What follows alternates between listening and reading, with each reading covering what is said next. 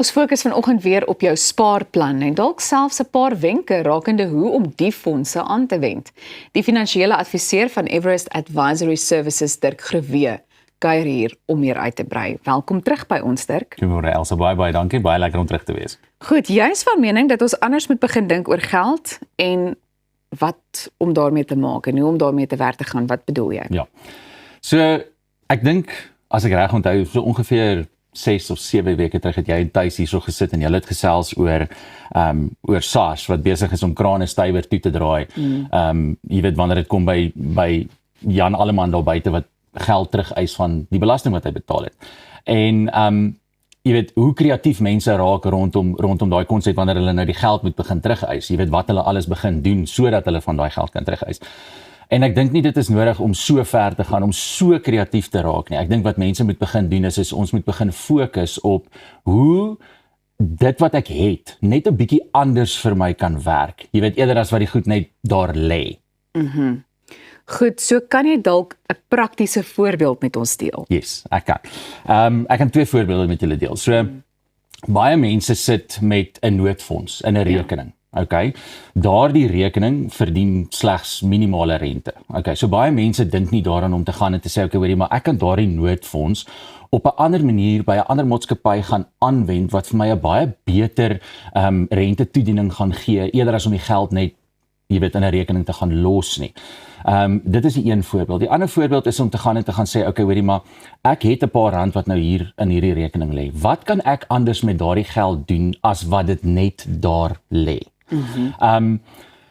Ons kan by Everest argumentsonthaalwe, kan ons die geld vat, ons belê dit teen 14.2%, kan ons vir jou gee voor belasting en voor kostes.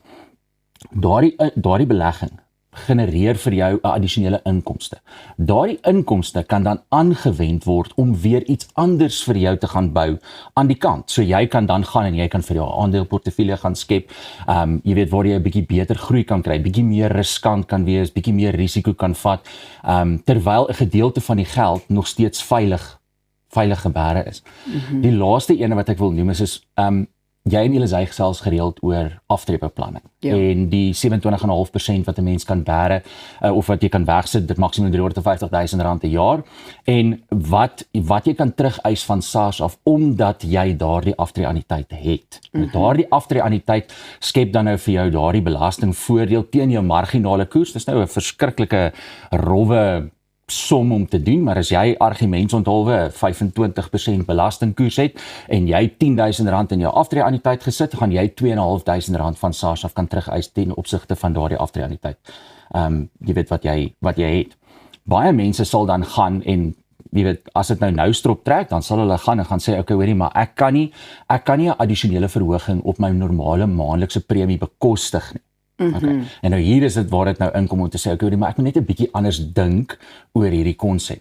As ek na my boekhouer toe gaan en ek gaan vra vir my boekhouer, wat is die werklike berekening ten opsigte van, kom ons veronderstel nou maar net die R10,000 wat SARS nou vir my teruggegee het ten opsigte van my belasting. Ja. En die boekhouer kom terug en sê, okay, maar dit is R2,500 of R3,500. Dis om daardie geld dan te vat en daardie geld te gaan herbelê, terug te sit as 'n lumsom binne in jou aftreeanniteit in.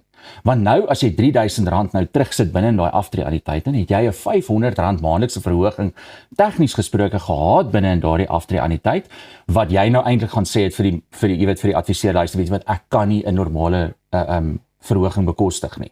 So wat dan gebeur is volgende jaar, wanneer jy jou belastingopgawe dan nou moet indien, dan skep jy vir jouself weer 'n addisionele verhoogde belastingvoordeel ten opsigte van dit wat ek gespaar het. So dit is 'n paar praktiese maniere, net om 'n bietjie anders te dink oor dit wat ek doen met my geld, en nie net te gaan en gaan sê, okay, hoorie, maar hierdie R10,000 wat ek nou teruggekry het van SARS af is, jy weet, dit is nou ieder my vakansiegeld, of dit is nou die geld wat ek gaan terugbetaal op my kredietkaart, of Jy weet Dirk, ek droom van 'n strandhuis langs die kus. Jy dalk vir my 'n goue wenk om baie vinnig daar by te kom.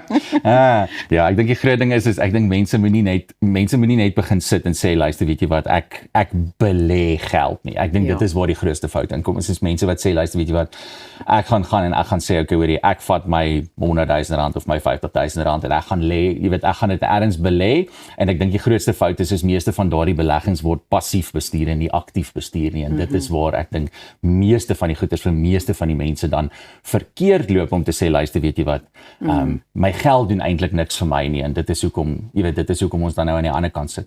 Wel, hou my dop. Ek gaan 'n afspraak maak met julle. Ek sal by daai strandhuis langs die kus uitkom, maar nee, ek wil eintlik vir jou vra. Baie mense wonder, wat is die persentasie wat hulle dan, jy weet, basies moet terugploeg wanneer dit by hierdie spesifieke kwessie kom. Ek verwys na die persentasie van 'n mens se inkomste. So, daar's 'n reël wat sê dat as jy aftree-anniteit gewys, is daar 'n reël wat sê dat jy moet vir 'n periode van 28 jaar lank moet jy 15% van jou inkomste weggooi wat 6% reël groei. Ek dink dit is 'n redelike hekkie om oor te klim. Ek dink nie baie mense kom by daardie hekkie uit nie. 15% van jou inkomste is 'n redelike bedrag geld.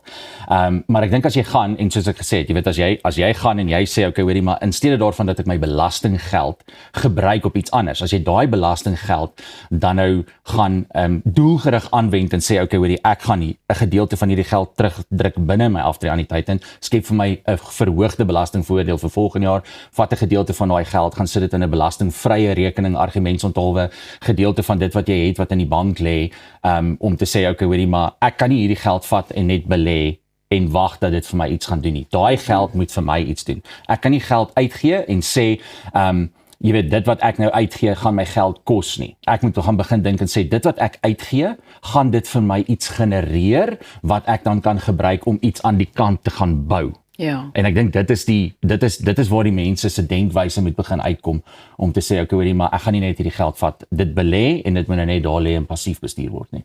En ek dink dit is hoe 'n mens vandag se gesprek sal opsom, is om te sê, dink net anders, benader hierdie kwessie net anders, en raadpleeg kundiges in die proses. So Dirk, ek wil net daarmee ook byvoeg, indien jy dalk 'n afspraak wil maak, besoek everestadvisory.co.za. Baie dankie dat jy vanoggend met ons kom gesels het. Ek dink jy verduidelik alles vir ons altyd so mooi prakties en ons sien uit na nog gesprekke in die toekoms. Baie dankie, Elsa, ek waardeer. Goed, so bly gerus ingeskakel. Daar is nog heelwat wat voor lê hier by Goeiemôre Good Morning. Onthou ook, ons gesels 'n bietjie later met Appel oor 'n nuwe podcast, die Appelkas. En ons gaan presies uitvind waar die naam vandaan kom en waaroor presies hulle dan nou alles klets. So, ons is nou weer terug.